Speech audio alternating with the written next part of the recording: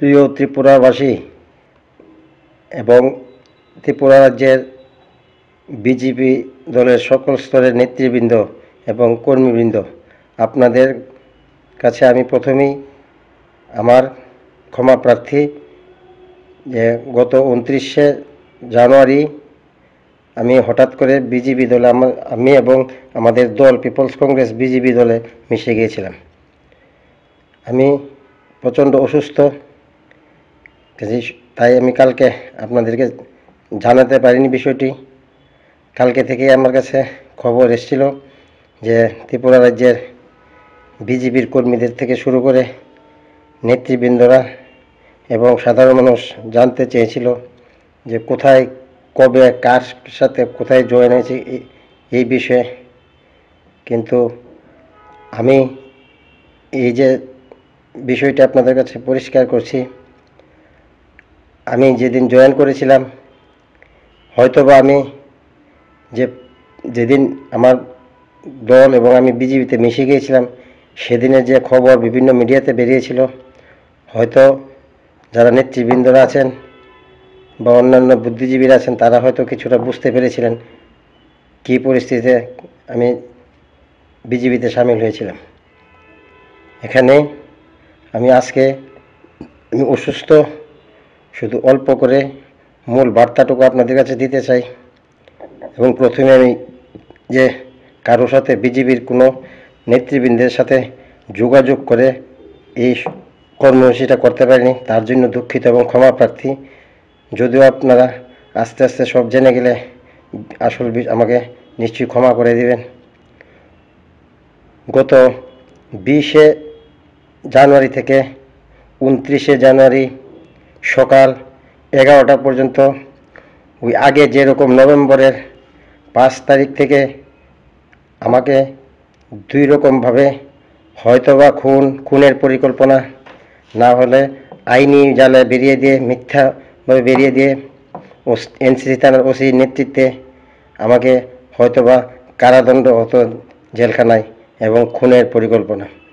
তারপর অনুরূপভাবে গত 20শে জানুয়ারি থেকে 29শে জানুয়ারি পর্যন্ত আমাকে যে মানসিক, শারীরিক এবং যে নির্যাতন চালিয়েছিল, অনেক চেষ্টা করেছিল, অনেকবার চেষ্টা করেছে। এই যাত্রায়ও, দ্বিতীয় যাত্রায় আমাকে হয়তোবা খুনের পরিকল্পনা, নয়তোবা আমাকে আইনি বেড়াজালে ফেলে দেওয়া।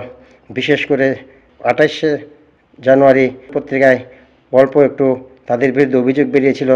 সেই দিন সকাল 10টা থেকে 11টা দুর্জয়নগরে চারিদিকে সিপিএমের মাফিয়াদের এনে একটা গ্রুপ তৈরি করেছিল। আমার সাথে যাদের সম্পর্ক আছে, সিপিএম কংগ্রেস নয়, সবার সাথে ব্যক্তিগত এলাকা ভিত্তিক সম্পর্ক আছে, তাকে আমার বাড়িতে পাঠিয়েছিল, আমি বাড়িতে আছি কিনা। কিন্তু এই সময় ওই দিন করেছিল খুনের পরিকল্পনা।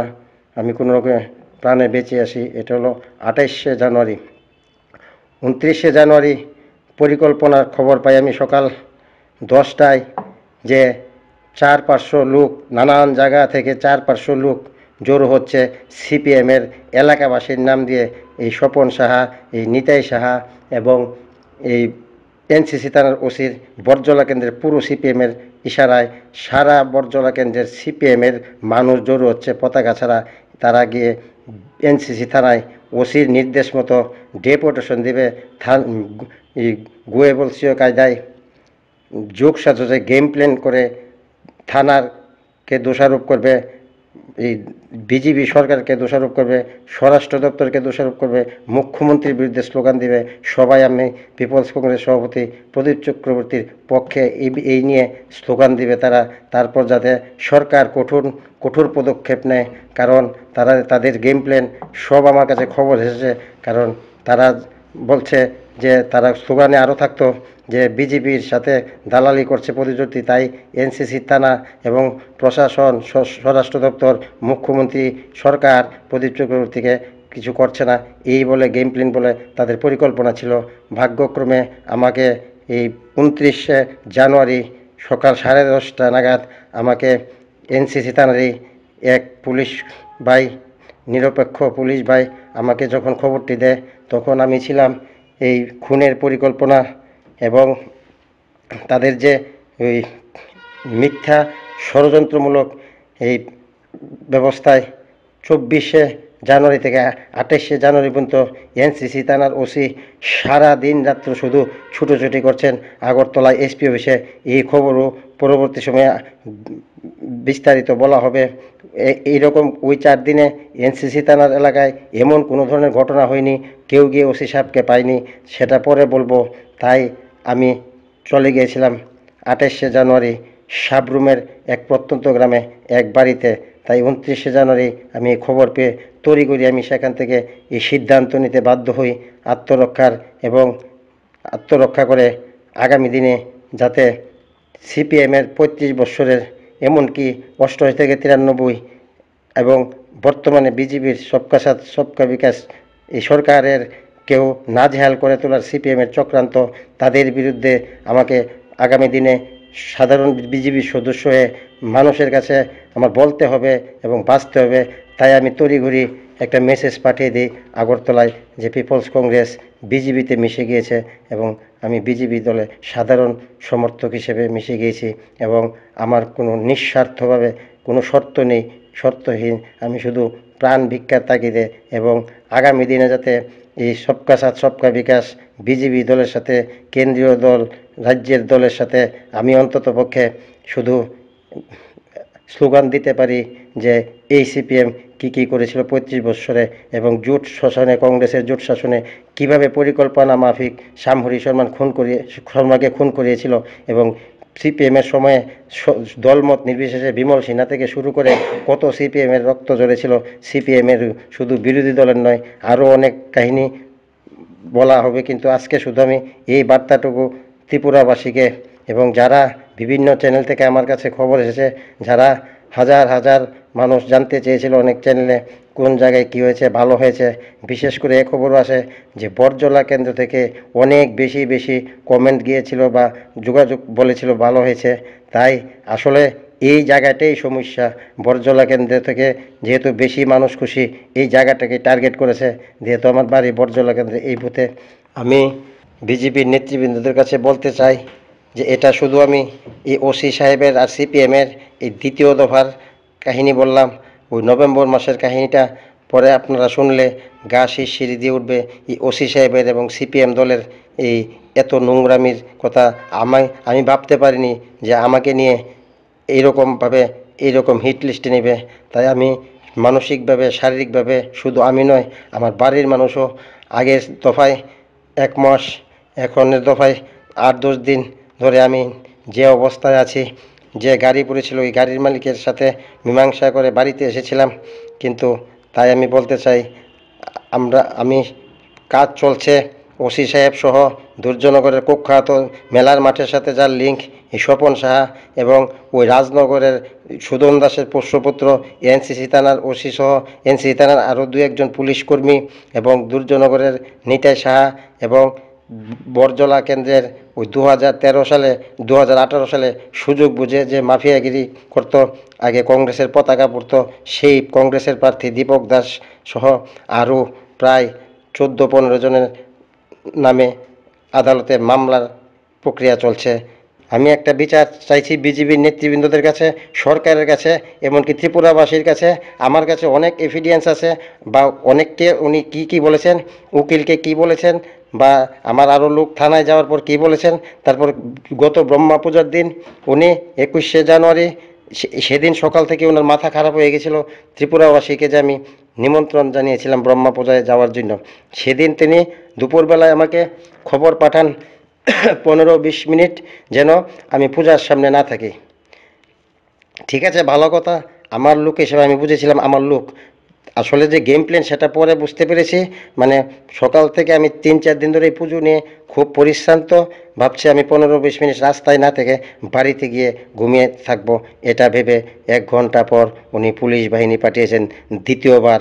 আগের বার একবার পাঠিয়েছিলেন, ওই নভেম্বরের 6 তারিখ আমাকে নির্যাতন করেছিল এক পুলিশ কর্মী, তার নাম আমি জানতে পারিনি এখনও।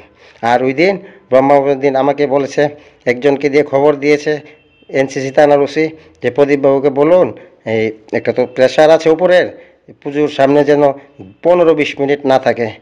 আর আমি সরে গিয়েছিলাম, ওনার কাছে রিপোর্ট ছিল দুর্জনের থেকে যে প্রদীপবাবু অনেক পরিশ্রান্ত পুজো নিয়ে, তাই যেহেতু আপনি বলেছেন আপনাকে বিশ্বাস করে সে বাড়িতে গিয়ে এখন বিশ্রাম নেবে, কিন্তু 1 ঘন্টা পরে বাড়িতে গিয়ে আমার অন্যায়ভাবে কোনো অভিযোগ ছাড়া যদি এই পত্রিকায় নিমন্ত্রণ দ্বারা কোনো আইনি বিরোধী জটিলতা থাকতো, তাহলে তো স্বরাষ্ট্র দপ্তর থেকে এবং সরকার থেকে আমাকে এই 20শে জানুয়ারি পত্রিকায় নিমন্ত্রণ বেরিয়েছিল, আমাকে কল করা হতো না, তাহলে ওনাকে কোন উপর মহল থেকে চাপ দিয়েছে সেই জবাব ওনাকে দিতে হবে।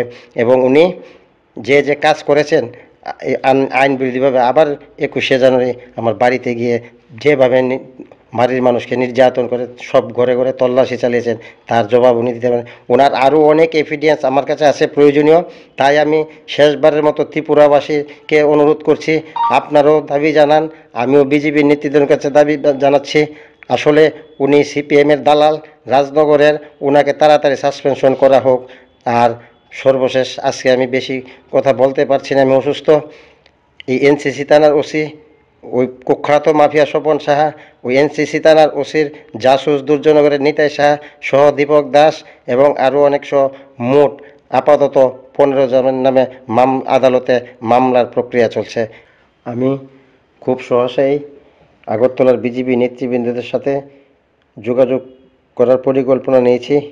পরিশেষে আমি যাদের নাম বললাম তাদের সাথে যদি কোনো ধরনের যে কোনো রাজনৈতিক দলের আমাকে আমি সর্ব দলের কাছে অনুরোধ করছি, সব দলের বুথ থেকে শুরু করে রাজ্য স্তরের নেতৃবৃন্দদের কাছে অনুরোধ করছি, আপনারা আরেকদিন যখন শুনবেন আগের আগের দফার নির্যাতন, আমার বাড়ি সহ আমার এলাকাকে স্তব্ধ করে দেওয়া হয়, কেউ আমার বাড়িতে যোগাযোগ করে না, এই কাজও করেছে 2 কিস্তে। এটার মূল নায়ক এনসিসি থানার ওসি। তাই আমি আবার অনুরোধ করব, বুথ থেকে মণ্ডল বলুন, ব্লক বলুন, এলসি বলুন, রাজ্য স্তর বলুন, যে কোনো দলের কোনো বর্জলা কেন্দ্রের যে কোনো দলের কোনো নেতা বা নেত্রী যদি তাদের সাথে যোগাযোগের আমি খবর পাই, তাহলে সব মোবাইল রেকর্ডিংয়ের আবেদন জানাবো। আর যদি রাজ্য স্তরের কোনো সিপিএমের নেতা ভেবে থাকেন যে আবার এই এনসিসি থানার ওসির সাথে যোগাযোগ করবেন আমি প্রদীপ চৌধুরীর বিরুদ্ধে, আপনারা মনে রাখবেন আমারও কিন্তু রাজনৈতিক ইতিহাস ত্রিপুরা যে আছে। আপনারই শুধু ত্রিপুরা রাজ্যের রাজনীতির মানুষ নন, মনে রাখবেন। আবার বলি, যদি দুর্জনগর থেকে শুরু করে বরজলা কেন্দ্র থেকে শুরু করে রাজ্যের কোনো সিপিএমের নেতৃবৃন্দ এই এনসিসি থানার ওসির সাথে কোনো যোগাযোগ থাকে, আবার যদি আমি বারবার বলছি, অনুরোধ করে বলছি, যদি ভীমরতি ধরে তাহলে কিছু করার নেই, কিন্তু আর যেন আজকে থেকে যদি আর তাদের সাথে যোগাযোগ থাকে, তাহলে আর কতজনের নামে আদালতে মামলা হবে তার ঠিক নেই। কারণ আমাদের এক সময়কার কংগ্রেস করতাম বিশালগড়ের বিধায়ক পরিমল সাহার খুন করেছে, কিন্তু পরিমল সাহা নেই, না থাকার পরেও কিন্তু মনে রাখবেন 45 জনের নামে মামলা হয়েছিল, 27 জনের জেল হয়েছে। আর আমি ত্রিপুরাবাসীর আশীর্বাদে, মানুষের আশীর্বাদে, সব দলের ভালো মানুষের আশীর্বাদে, এবং আমি যে বাড়িতে বিড়াল কুকুর পালন করি তাদের আশীর্বাদে 2বার আমি ব্যর্থ খুনের এবং ব্যর্থ আইনি জালে যাবজ্জীবন কারাদণ্ডের হাত থেকে, সিপিএমের চক্রান্তের হাত থেকে মুক্তি পেয়েছি। কাজেই আমি যখন বেঁচে আছি, তাহলে মনে করবেন পরিমল শাহ না বেঁচেও ওনার আত্মীয় স্বজনে কিন্তু 27 জনকে জেল কাটিয়েছেন। আমি শেষ দেখে ছাড়বো, যে যত ত্রিপুরার নয় বাইরেরও যদি কোনো সিপিএমের নেতা জড়িত থাকে সাবধান হয়ে যাবেন। বড় নেতারও অনেক এভিডেন্স আমার কাছে আছে, আমার সম্পর্কে ধনপুরের নির্বাচন নিয়ে কী আলোচনা হয়েছে সেগুলো আমার কাছে আছে। কাজেই সাবধান। আর ওই দুর্জনগর বুথ আর কোনখানে সিপিএম, আপনারা মনে রাখবেন সিপিএমকে কিন্তু অনেকবার বাঁচিয়েছি আমি, সেগুলি পরে বলবো। সাবধান হয়ে যান। অনেক নির্যাতন করেছেন, আমার মা বাবাকে নির্যাতন করেছে এই নৃপেন চক্রবর্তীর সময় বৈদ্যনাথ মজুমদারের নাম করে। কাজী সবাইকে আমি আবার নমস্কার জানিয়ে বিদায় নিচ্ছি। ভারত মাতা কি জয়। বিজেপি জিন্দাবাদ।